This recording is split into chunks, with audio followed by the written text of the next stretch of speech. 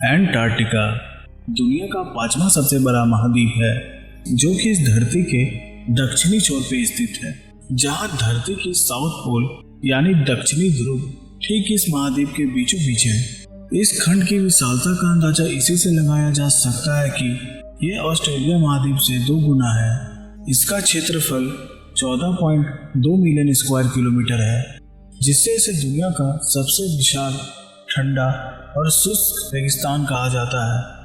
ये दुनिया का सबसे ठंडी, शुष्क और तेज हवाओं वाले स्थान है। यहाँ पर शरीर को जमा देने वाली और हड्डी को गला देने वाली ठंड है। यहाँ पर साल की औसतन तापमान -57 डिग्री सेल्सियस है और इस द्वीप की किनारे की औसतन तापमान -10 डिग्री सेल्सियस है, जो इस खंड की सबसे गर्म स्थान माना जाता है। अंटार्कटिका पर कोई मूल निवासी नहीं है, लेकिन यहाँ पर बहुत सारे देश की रिसर्च स्टेशन बनाई गई हैं, जिससे साल में 2000 से 5000 लोग आते जाते रहते हैं।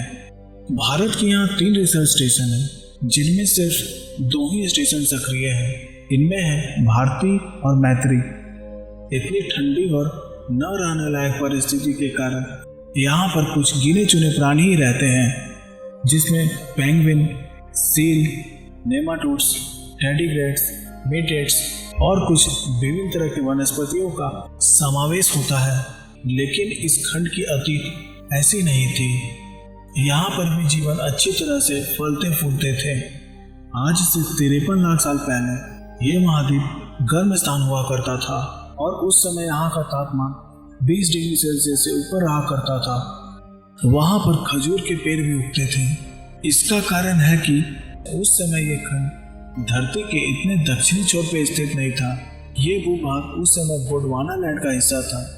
पृथ्वी के टेक्टोनिक प्लेट के सरकने से आज अंटार्कटिका दक्षिणी छोर पे स्थित है और कई लाखों साल से हो रही ये गतिविधि के कारण पृथ्वी के कई महाद्वीप और देश एक दूसरे से अलग अलग हुए हैं या जुड़ गए हैं। जैसे हमारा देश भारत लाखों साल पहले अफ्रीका महाद्वीप का हिस्सा हुआ करता था और इन प्लेट के सरकने के कारण आज ये एशिया महाद्वीप का हिस्सा है और आगे भी ये घटना होते रहेंगे। आइए अंटार्कटिका के कुछ फैक्ट्स और रहस्यों के बारे में जानते हैं। अंटार्कटिका का अस्तित्व के बारे में किसी को पता न चलता अगर 1820 में वहां से गुजर रही शिप से इसे नहीं देखा जाता। नॉर्वे के रोआल्ड एमंडसन पहले व्यक्ति थे जो कि 14 दिसंबर 1911 में सबसे पहले इस महाद्वीप पर दक्षिणी ध्रुव तक पहुंच पाए थे।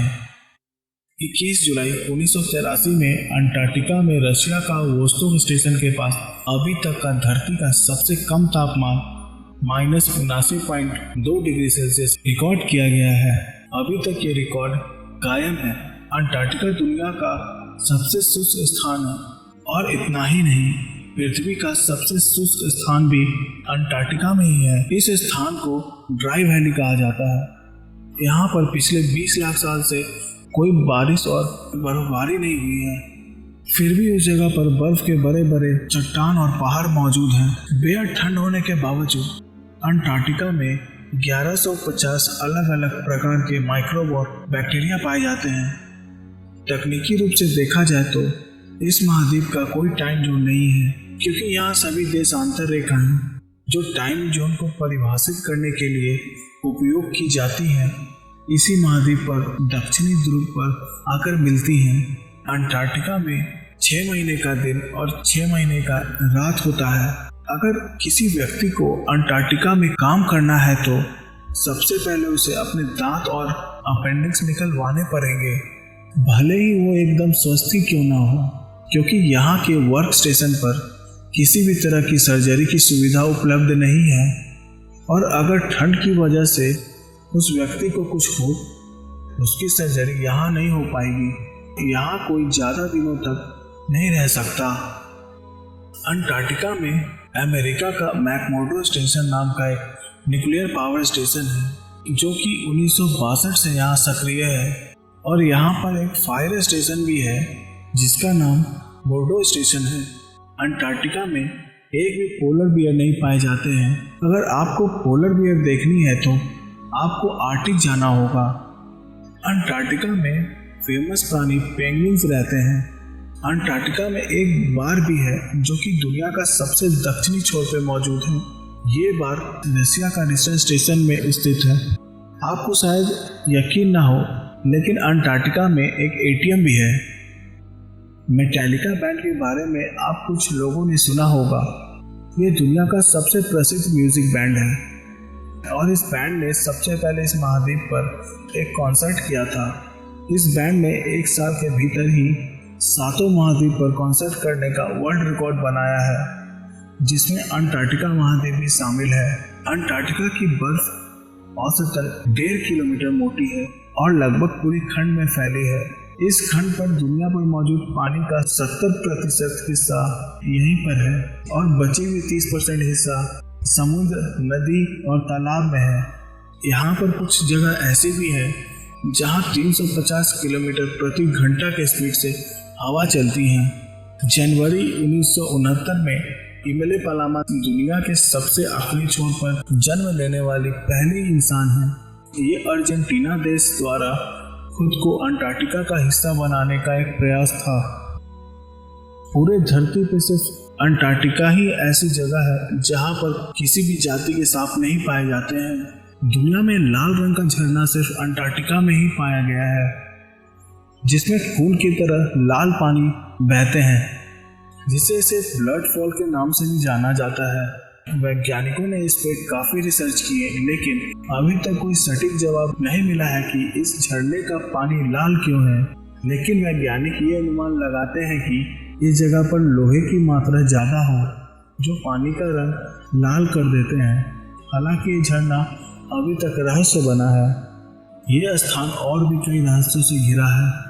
कई वैज्ञानिकों का दावा है कि एक समय पर इस जगह पर अति विकसित सभ्यताएं मौजूद थी।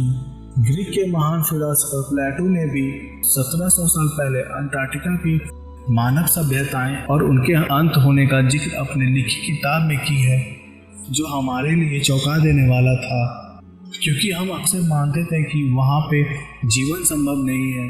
इसलिए इसे जानकर कुछ रोमांचक मनुष्यों ने अंटार्कटिका की सभ्यताओं पर रिसर्च करना शुरू किया।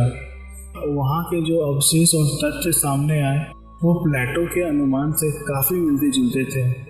इस पर कुछ वैज्ञानिकों का ये भी कहना है कि हो सकता है कि सालों पहले हमारे अज्ञात इतिहास में हमारे ही कुछ पौराणिक सभ्यताओं के लोग उस समय इस जगह पर पहुंचे होंगे। और ये भी हो सकता है कि पिछले कई सालों से हो रहे रिसर्च स्टेशन को चला रहे कुछ लोग इन्हीं अवशेषों को दिखाकर कोई भ्रम पैदा करना चाहते हो। सच्चाई या फिर कुछ भी हो, लेकिन आज तक इस पे रिसर्च होते रहे हैं और इन सबसे महत्वपूर्ण यहाँ पर कई प्राकृतिक घटनाएं, न्यूक्लियर रिसर्च और कई साइंटिफिक स्टडी आज भी अंटार्कटिका में जोरों शोरों से चल रही है। तो आज के लिए इतना ही। आगे एपिसोड में नई जगह को एक्सप्लोर करेंगे। वीडियो कैसी लगी आप कमेंट करके बताइए, और अगर आपने इस चैनल को सब्सक्राइब नहीं किया तो इसे प्लीज़ सब्सक्राइब कर लें और बेल आइकन को जरूर दबाएं ताकि आपको आने वाली वीडियो मिल सके। धन्यवाद। जय हिंद।